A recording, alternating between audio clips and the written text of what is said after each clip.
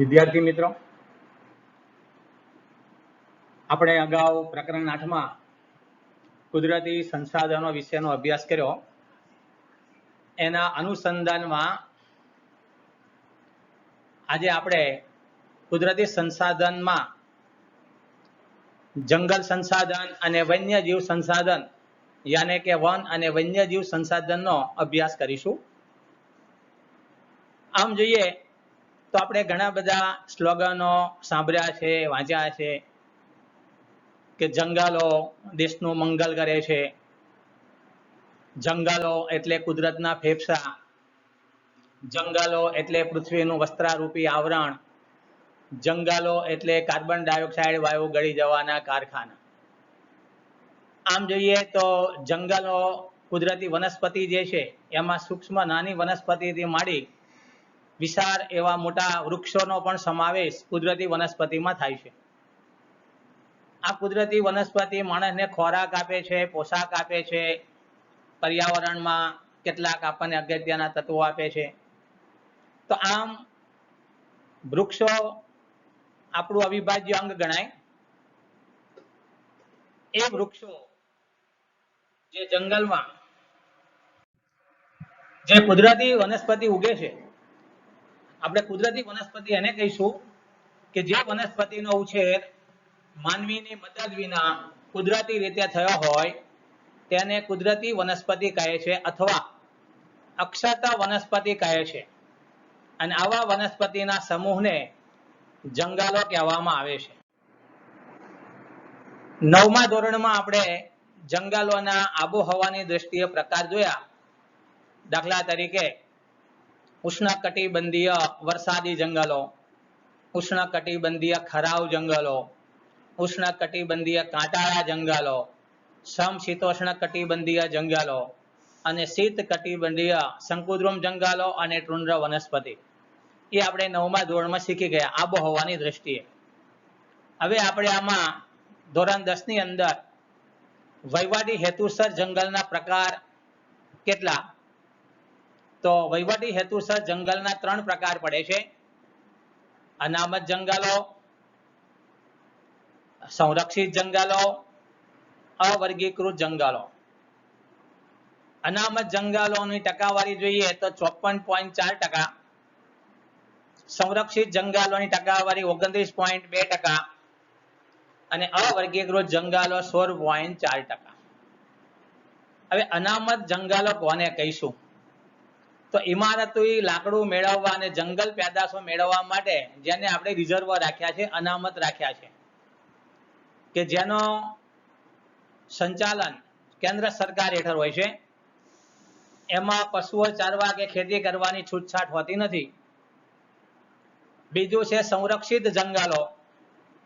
આ સંરક્ષિત જંગલો જે છે 29.2%, જેમાં પરમિશન મેળવી વનસ્પતિને નુકસાન ન થાય એ રીતે લાકડા પશુઓ ચારી શકાય છે, ખેતી કરી શકાય છે.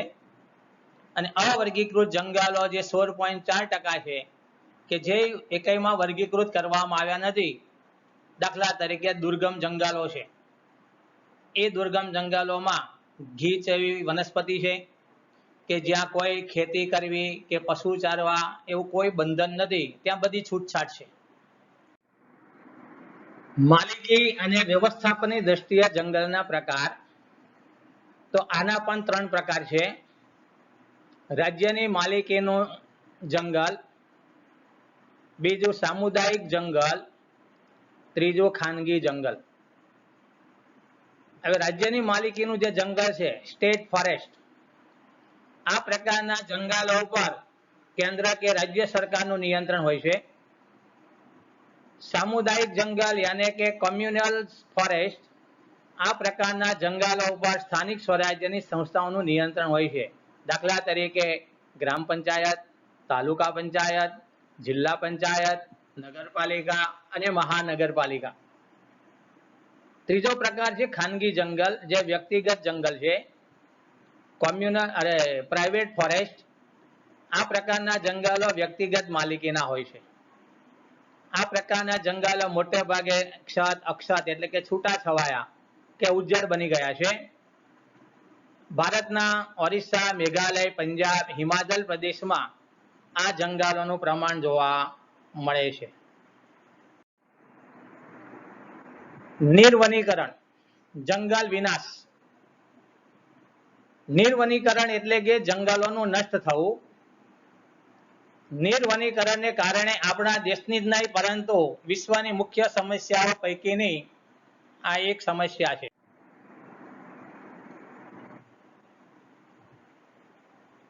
વસ્તી જંગલ વિનાશના કારણો કેટલાક આપ્યા છે. અહીંયા આપણે સચિત્ર એની માહિતી મેળવીએ. જંગલ વિનાશના કારણો મુખ્યત્વે એક તો વસ્તીમાં વધારો થવાથી, ખેતી માટે વધુ જમીન મેળવવાની ભૂખ, ઉદ્યોગીકરણ, નવી વસાહતોનું પ્રસ્થાપન, ઇમારતી અને બળતણના લાકડાઓ મેળવવાની પ્રવૃત્તિ, જંગલવાસીઓની ગરીબી, ઝૂમ પદ્ધતિની ખેતી, રેલવે, સડકો અને હવાઈ મથકોનું નિર્માણ, ઉદ્યોગોને શહેરથી દૂર લઈ જવાની નીતિ, બહુહેતુક યોજનાઓ, નહેરોનું નિર્માણ અને દાવાનળ. અહીંયા બાજુમાં ચિત્ર જુઓ, પહેલું જે છે દાવાનળનું છે, બીજું છે આપણી બહુહેતુક યોજનાઓ અને ત્રીજું ચિત્ર છે ઝૂમ ખેતી. હવે જોઈએ જંગલ વિનાશની અસરો. જંગલ વિનાશને પરિણામે આપણે કયા એવા પરિબળો જે છે કે આપણે આનો આજે ભોગ બન્યા છે. તો જંગલ વિનાશની અસરોમાં જોઈએ, એક તો પ્રદૂષણમાં વધારો થવો, બીજું જમીનનું ધોવાણ થવું, ત્રીજું વરસાદના પ્રમાણમાં ઘટાડો થવો, ચોથું દુષ્કાળ પડવો, પાંચમું વન્ય પશુઓ નિરાશ્રિત થવા, 6 કેટલાક વન્ય પ્રાણીઓ લુપ્ત થવા, વૈશ્વિક તાપમાનમાં વૃદ્ધિ થવી, હરિત ગૃહ પ્રભાવ સમસ્યા સર્જાવી, પ્રાકૃતિક સૌંદર્યનો નાશ થવો, નદીઓમાં પૂર આવવા. બાજુમાં ચિત્ર જુઓ, જે આપણે અસરો જે થઈ છે, દાવાનળ, કાર્બન ડાયોક્સાઇડનું પ્રમાણ, ત્યાર પછી જલચક્રમાં વિક્ષેપ, નદીઓમાં પૂર આવવા, તો આ બધા જંગલ વિનાશની અસરો છે. તો હરિતગૃહ પ્રભાવ એટલે શું? તો હરિતગૃહ પ્રભાવ આપણે એને કહીએ છીએ કે કાચના હરિતગૃહ પર પડતા સૂર્યપ્રકાશથી હરિતગૃહમાં છોડ, પદાર્થો વગેરે ગરમ થાય છે અને તેની ગરમી હરિતગૃહમાં ઉત્પન્ન થયેલા કાર્બન ડાયોક્સાઇડ, પાણી વગેરે જળવાઈ રહે છે. એવી જ રીતે વાતાવરણમાં પ્રદૂષણથી ઉત્પન્ન થયેલા વાયુઓ ગરમી સંગ્રહી રાખે છે. આથી વાતાવરણનું તાપમાન પણ ઊંચું રહે છે, જેને આપણે ગ્રીન હાઉસ ઇફેક્ટ કહીએ છીએ અંગ્રેજીમાં, અને ગુજરાતીમાં આપણે ગ્રીન હાઉસ અરે હરિતગૃહ પ્રભાવ કહીએ.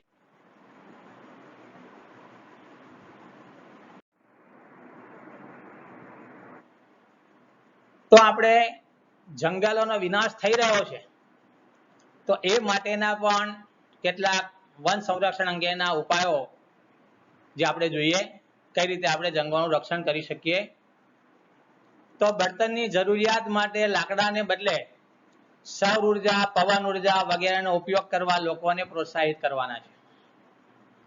કપાતા વૃક્ષોની જગ્યાએ એ જ પ્રજાતિના નવા વૃક્ષો વાવવા, અપરિપક્વ વૃક્ષોના છેદન ઉપર સંપૂર્ણ પ્રતિબંધ મૂકવો, જંગલમાંથી કાચો માલ મેળવતા ઉદ્યોગોને વનીકરણ માટે ફરજ પાડવી, શાળા કોલેજના પાઠ્યપુસ્તકોમાં વિદ્યાર્થીઓને વન સંરક્ષણની જરૂરિયાત સમજાવવી, ઘાસચારા અને બળતણ માટે સામાજિક વનીકરણ અને કૃષિ વનીકરણ માટે આયોજનબદ્ધ પ્રોત્સાહક પગલાં ભરવા, દાવાનળ અટકાવવા માટે રાષ્ટ્રીય સ્તરે સ્વતંત્ર તંત્રની જોગવાઈ કરવી, જંગલ વિસ્તારમાં ભરાતા મેળા, યોજાતા ભંડારો કે પરિક્રમા સમયે એકઠા થતા કચરાનો યોગ્ય નિકાલ કરવો.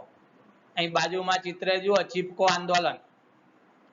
ઉત્તર પ્રદેશના અને ઉત્તરાખંડના ટિહરી અને ગઢવાલ જિલ્લાની અંદર દેવદારના વૃક્ષો જે કપાતા અટકાવવા માટે સુંદરલાલ બહુગુણા અને ચંડી પ્રસાદના નેતૃત્વ નીચે જે આંદોલન થયું, જેને વિશ્વની અંદર જે સફળ થયું, જેને ચીપકો આંદોલન કહે છે કે વૃક્ષો કાપવા આવે ત્યારે ઝાડના થડને બધ ભરીને ચીપકી જવું, જેથી કરીને ઝાડ કાપી શકાય નહીં, તેને ચીપકો આંદોલન કહે. એ પણ આપણે એક વન સંરક્ષણના ઉપાયોનો આ એક સામાન્ય એક સામાજિક પ્રયત્ન તરીકે આપણો એક ભાગ જોવા મળે. તો જેમ ભારતની આબોહવામાં વિવિધતા છે, ભારતની જમીનમાં વિવિધતા છે, એમ આપણા વન્ય જીવનમાં પણ વિવિધતા જોવા મળે છે. વિશ્વમાં પશુ પક્ષીઓની આશરે 15 લાખ જેટલી પ્રજાતિઓ છે. એમાં 81,251 જેટલી પ્રજાતિઓ ભારતમાં જોવા મળે છે. જૈવ વિવિધતાની દ્રષ્ટિએ ભારતનું સ્થાન વિશ્વમાં 12મું છે. ભારતના જંગલોમાં જોઈએ તો આફ્રિકાના જરાખ ચિંકારા, યુરોપીય વરુ, જંગલી બકરીઓ, કાશ્મીરી મૃગ, દક્ષિણ પૂર્વ એશિયાના હાથી અને ગિબન વાંદરા જોવા મળે છે. ભારતના જૈવ વિવિધ્યમાં કાળા રીંછ, એક શીંગી ભારતીય ગેંડો, હરણ, સાપ, અજગર, રાજનાગ, સમુદ્રી કાચબા, હિમાલયમાં જોવા મળતો હિમદીપડો, શીત વનોમાં જોવા મળતું લાલ પાંડા અને હિમાચ્છાદિત વિસ્તારોનું યાક પ્રાણી એ વિશિષ્ટ પ્રાણીઓ છે. દુનિયામાં માત્ર ભારતમાં જ આપણું રાષ્ટ્રીય પ્રાણી વાઘ અને સિંહ તેમના કુદરતી આવાસમાં વિચરે છે. શિયાળા દરમિયાન ભારતના રાજસ્થાનમાં આવેલું કેવલાદેવ રાષ્ટ્રીય ઉદ્યાનમાં, જે ભરતપુરમાં આવેલું છે, અને ગુજરાતના જરપ્લાવી ક્ષેત્ર એવા નર સરોવરમાં દૂર દૂરથી અસંખ્ય યાયાવર પક્ષીઓ આવે છે. યાયાવર એટલે કે વિદેશી પક્ષીઓ. ઓરિસ્સા અને ગુજરાતના સમુદ્ર કિનારાના રેતીના તટે સમુદ્રી કાચબા ઈંડા મૂકવા માટે વૈવિધ્ય ભરેલું આપણું વન્ય જીવન છે, છતાં પણ પ્રાણીઓના માટે જોખમ છે મોટું. એવું આપણું લુપ્ત થતું વન્ય જીવન વિશે આપણે જોઈએ તો લુપ્ત કક્ષા international union conservation of nature IUCN સંસ્થાએ આ લુપ્ત થતા વન્ય જીવન માટે કેટલાક એવા માપદંડો આપ્યા છે. એમાં લુપ્ત કક્ષા કોને કહેવાય? તો જે પ્રાણીના છેલ્લા સજીવના મૃત્યુ વિશે લેશ માત્ર શંકા ન રહી હોય એ પ્રાણી લુપ્ત વન્ય જીવ કહેવાય. દાખલા તરીકે ચિત્તો ભારતના જંગલોમાંથી આજે લુપ્ત થઈ ગયો છે. બીજી એવું બનાવવામાં આવ્યું છે કે વિનાશને આરે, બીજો માપદંડ છે વિનાશને આરે. તો જે જાતિના પ્રાણીઓ ઉપર 5 વર્ષની અંદર અથવા બીજી પેઢી સુધીમાં બંનેમાં જે સમય લાંબો ગાળો હોય તે એની કુલ વસ્તીના 50% જેટલા પ્રાણીઓને લુપ્ત થવાનું જોખમ છે, જેને વિનાશને આરે વન્ય જીવન કહેવાય. દાખલા તરીકે ગુજરાતમાં હેણોતરો, જરબિલાડી, ઘોરાડ અને ડુગાંગ. ત્રીજી કક્ષા છે ભયને આરે. જે જાતિના પ્રાણીઓ 20 વર્ષ સુધીમાં અથવા તેની 10મી પેઢી સુધીમાં જે લાંબુ હોય તેટલા સમયમાં કુલ વસ્તીના 20% જેટલા પ્રાણીઓ લુપ્ત થવાનું જોખમ છે તેવા પ્રાણીઓ. દાખલા તરીકે ગુજરાતમાં રણલોકડી, ઘુડખર, રીંછ, રણબિલાડી, મગર અને કીડીખાવ. પ્રતિકૂળ અસરપાત્ર. પ્રતિકૂળ અસરપાત્ર એટલે એને કહીશું જે ભયને આરે હોય ના હોય અને વિનાશને આરે પણ ના હોય, છતાંય 10% પ્રાણીઓ 100 વર્ષ સુધીમાં લુપ્ત થઈ જવાના છે તેવી કક્ષા. દાખલા તરીકે ગુજરાતનો દીપડો, વરુ, સાબર અને ડોલ્ફિન. તો આમ IUCN સંસ્થાએ એક રેડ લિસ્ટ બહાર પાડેલું છે. આપણી જે સદીની શરૂઆતમાં વાઘ સમગ્ર ભારતમાં જોવા મળતા હતા, આજે માત્ર મધ્યપ્રદેશ, પશ્ચિમ બંગાળ, હિમાલય ક્ષેત્રના જંગલોમાં જ વાઘ જોવા મળે છે. અને એ સમયગાળામાં ગુજરાતમાં ઈડર, અંબાજી અને દાંતાના જંગલોમાં વાઘ હતા. આજે ગુજરાતના જંગલોમાંથી વાઘ સંપૂર્ણપણે નષ્ટ થયા છે. ગુલાબી ડોકવાળી બતક, સારસ, ઘુવડ વગેરે પક્ષીઓ ભયના આરે ઉભેલા છે, એટલે કે લુપ્ત થવાની તૈયારીમાં છે.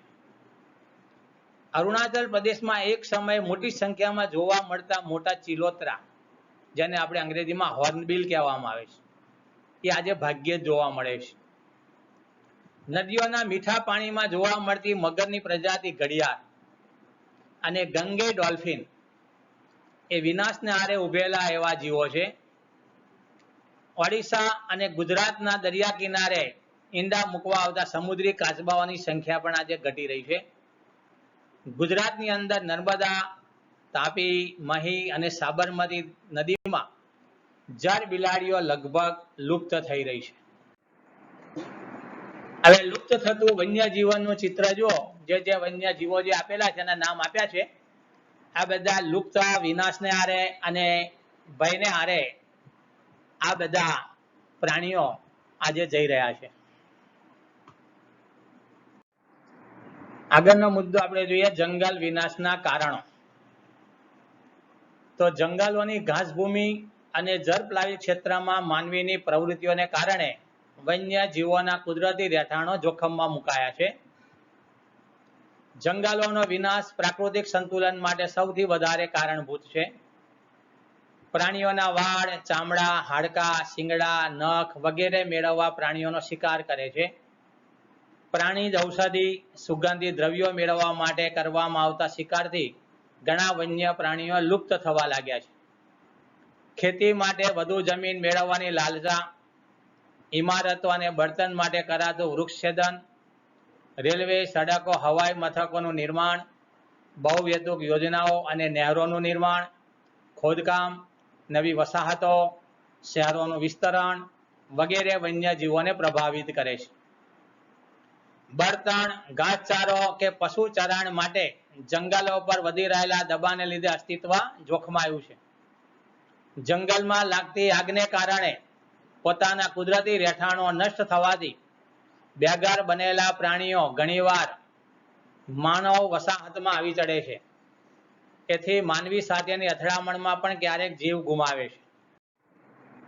હવે પાછળ ચિત્ર જુઓ, ઉલ્કા પિંડો ખરે, જેને પરિણામે પણ પ્રાણીઓ નાશ પામે.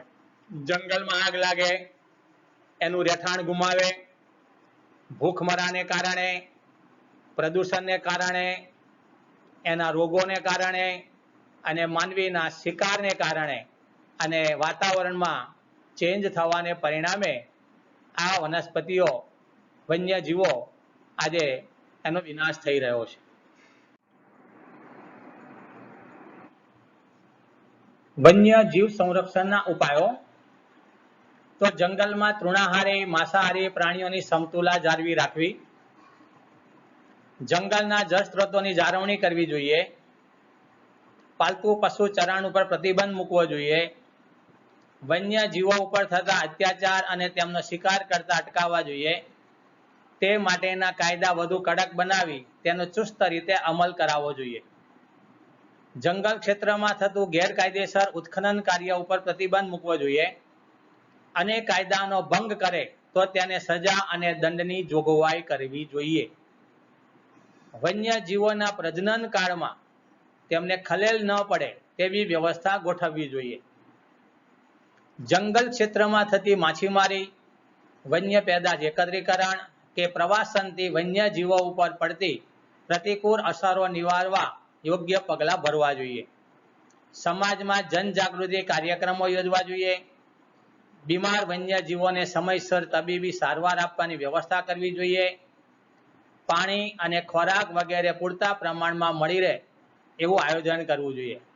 અભયારણ્યો, રાષ્ટ્રીય ઉદ્યાનો અને જૈવ આરક્ષિત ક્ષેત્રોનો વિકાસ કરવો જોઈએ. વન્યજીવોના ચિત્રોવાળી ટપાલ ટિકિટ બહાર પાડવી જોઈએ. તો આ આપણા વન્યજીવ સંરક્ષણના ઉપાયો એ માટે સરકારે વન્યજીવ સંરક્ષણ માટે કેટલીક એવી વિવિધ યોજનાઓ પણ સરકારે અમલમાં મૂકી છે. દાખલા તરીકે આપણું રાષ્ટ્રીય પ્રાણી વાઘની સંખ્યા ઘટતી જાય છે, જેને લક્ષ્યમાં રાખી સરકારે વાઘ પરિયોજના અમલમાં મૂકી. એક અંદાજ મુજબ 20મી સદીની શરૂઆતમાં ભારતના જંગલમાં લગભગ 40,000 કરતા વધારે વાઘ હોવાનો ઉલ્લેખ છે. વાઘને બચાવવાના હેતુથી આ યોજના 1971માં શરૂ કરવામાં આવી. હાલમાં દેશમાં કુલ 44 ક્ષેત્રોમાં આ યોજના કાર્યરત છે. બીજી હાથી પરિયોજના 1992માં આ યોજના શરૂ કરવામાં આવી છે. હાલમાં દેશમાં હાથીઓ માટે કુલ 26 જેટલા સંરક્ષિત વિસ્તારો છે. આ યોજના મુજબ પાલતુ હાથીઓના પાલન પોષણ માટે પણ કામગીરી કરવામાં આવે છે. ગેંડા પરિયોજના આ યોજના અસમ રાજ્યના અને પશ્ચિમ બંગાળના સુંદરવનમાં એક શીંગી ભારતીય ગેંડાના રક્ષણ માટે આ યોજના શરૂ કરવામાં આવી છે. ભારત રાઇનો વિઝન 2020ની વિગત મુજબ ગેંડાની સંખ્યા 3,000 સુધી લઈ જવાનો લક્ષ્યાંક પણ રખાયો છે. ઘડિયાળ યોજના મીઠા પાણીના મગર આ યોજના મીઠા પાણીમાં રહેતી ઘડિયાળ નામની મગરોની પ્રજાતિ માટે આ યોજના શરૂ કરવામાં આવી છે. આ પ્રજાતિ 1970ના દશકમાં લુપ્ત થવાને આરે હતી. આજે આની સંખ્યા થોડીક વધારી શકે. ગીધ પરિયોજના ગીધ એ કુદરતનો સફાઈ કામદાર છે. તે મૃત ઢોરનું માંસ ખાય છે.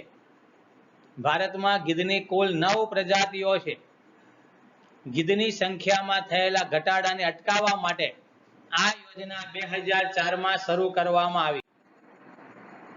હિમ દીપડા પરિયોજના હિમાલયના આશરે 3000 મીટરની ઊંચાઈએ હિમ દીપડાની પ્રજાતિ વસે છે. સ્થાનિક લોકોમાં હિમ દીપડા વિશે જાણકારી વધે તેમજ તેના સંરક્ષણ માટે લોકો જાગૃતિ કેળવે એ હેતુથી આ યોજના 2000માં શરૂ કરવામાં આવી. આ ઉપરાંત દેશમાં કાશ્મીરી હંગુલ પરિયોજના, લાલ પાંડા પરિયોજના, મણિપુરમાં મણિપુર થામિલ પરિયોજના, ગંગા ડોલ્ફિન પરિયોજના પણ કાર્યરત છે. કાશ્મીરી હંગુલ એટલે કે એક પ્રકારના હરણ બારાસિંગા, જેને હંગુલ કહેવામાં આવે છે કાશ્મીરમાં, જે દચીગામ અભયારણ્યમાં જોવા મળે છે. થામિલ યોજના મણિપુર થામિલ એટલે એક પ્રકારના હરણ છે, એની માટેના રક્ષણ માટેની યોજના છે. અને મીઠા પાણીના ડોલ્ફિન જે ગંગા અને બ્રહ્મપુત્રા નદીમાં જે જોવા મળે છે એ ગંગા ડોલ્ફિન પરિયોજના પણ કાર્યરત છે. તો આ માટે સરકારે આગળ આપણે વાત કરી કે અભયારણ્ય, રાષ્ટ્રીય ઉદ્યાન, જૈવ આરક્ષિત ક્ષેત્રો વિકસાવવા જોઈએ. તો અભયારણ્ય કોને કહીશું આપણે? કે જે સજીવોના માથે વિનાશનું જોખમ છે એના રક્ષણ અને સંવર્ધન માટે પ્રતિબંધિત કરેલો વિસ્તાર, જેને અભયારણ્ય કહે છે. આમ જે અભય એટલે ડર વગર, અરણ્ય એટલે કે જંગલ. જંગલમાં પ્રાણીઓ કોઈ પણ પ્રકારના ભય વગર મુક્ત રીતે હરી ફરી શકે એવી યોજના. અહીંયા ચોક્કસ મર્યાદામાં માનવ પ્રવૃત્તિની અનુમતિ આપવામાં આવે છે. સત્તા અધિકારી પાસેથી અનુમતિ મેળવ્યા બાદ પાલતુ પશુઓને ચરાવવાની છૂટ મેળવી શકાય છે. આ વન્યજીવ અભયારણ્યની સ્થાપના કોઈ એક વિશેષ પ્રજાતિના સંરક્ષણ માટે કરાય છે. અભયારણ્યની સ્થાપના રાજ્ય સરકાર દ્વારા જરૂરી પ્રક્રિયા દ્વારા કરી શકાય છે. એવા આપણા મહત્વના કેટલાક અભયારણ્યો જે છે, બાજુમાં જો હાથીનું ચિત્ર આપ્યું છે, એ પેરિયાર અભયારણ્ય છે. એમ પેરિયાર, ચંદ્રપ્રભા, એતુર નાગરમ આ બધા આપણા જાણીતા અભયારણ્યો છે. હવે રાષ્ટ્રીય ઉદ્યાન. રાષ્ટ્રીય ઉદ્યાન કોને કહીશું? તો કુદરતી વનસ્પતિ, વન્ય જીવો, કુદરતી સૌંદર્યના સ્થળો તેમજ મહત્વના રાષ્ટ્રીય સ્થળોની જાળવણી માટેના સુરક્ષિત વિસ્તારો એટલે કે રાષ્ટ્રીય ઉદ્યાન. આમાં પશુઓ, પક્ષીઓ, પ્રાણીઓ આ બધા ને મુક્ત રીતે છોડી મૂકવામાં આવે છે. એ અભયારણ્યની સરખામણીએ વધારે સુરક્ષિત ક્ષેત્ર છે. અહીંયા પાલતુ પ્રાણીઓ ચરાવવા ઉપર પ્રતિબંધ છે, શિકાર ઉપર પ્રતિબંધ છે, સહેલાણીઓના હરવા ફરવા ઉપર પણ નિયંત્રણ છે. અહીંયા કોઈ વિશેષ પ્રજાતિ પર કેન્દ્રિત હોતું નથી, આમાં બધા જ આવી જાય છે. તેની સ્થાપના રાજ્ય સરકાર અને કેન્દ્ર સરકારના સહયોગથી થાય છે. એવા રાષ્ટ્રીય ઉદ્યાનો આપણે જોઈએ તો અસમનું કાજીરંગા, ભાવનગર જિલ્લામાં વલભીપુર પાસે આવેલું વેરાવદર જે કારિયારનું રાષ્ટ્રીય ઉદ્યાન છે, જમ્મુ કાશ્મીરમાં દચીગામ અને ઉત્તરાખંડમાં કોર્બેટ. હવે જૈવ આરક્ષિત ક્ષેત્ર આ બહુ મોટું વિસ્તૃત ક્ષેત્ર છે. એની રચના આંતરરાષ્ટ્રીય માપદંડ મુજબ કરવામાં આવે છે. તેનો મુખ્ય હેતુ તે ક્ષેત્રની પ્રાકૃતિક અને સાંસ્કૃતિક વિવિધતાનું રક્ષણ કરવાનો છે. આ ઉપરાંત ત્યાં થતી વનસ્પતિઓ, જીવજંતુઓ, જમીન તેમજ ત્યાં વસતા માનવ સમુદાયની જીવનશૈલીનું પણ સંરક્ષણ કરવામાં આવે છે. અહીંયા જૈવ વિવિધતા વિશે સંશોધનો અને પ્રશિક્ષણ માટે સુવિધા પૂરી પાડવામાં આવે છે. જૈવ આરક્ષિત ક્ષેત્રમાં બહારની તમામ પ્રકારની માનવીય ગતિવિધિ ઉપર સંપૂર્ણ પ્રતિબંધ હોય છે. આ ક્ષેત્રનો વિસ્તાર 5000 ચોરસ કિલોમીટરથી વધારે હોય છે. બાજુમાં જે ચિત્ર આપ્યું છે એ આપણે સુંદરવન જૈવ આરક્ષિત ક્ષેત્રનું આપેલું છે. ત્યાર પછી ચિત્ર જુઓ આપણો marine national park gulf of Kutch. કચ્છના અખાતમાં જે સામુદ્રિક નેશનલ મરીન પાર્ક છે, દરિયાઈ જીવોનું જૈવ આરક્ષિત ક્ષેત્ર, એમાં દરિયાઈ જીવોનું રક્ષણ કરવામાં આવે છે.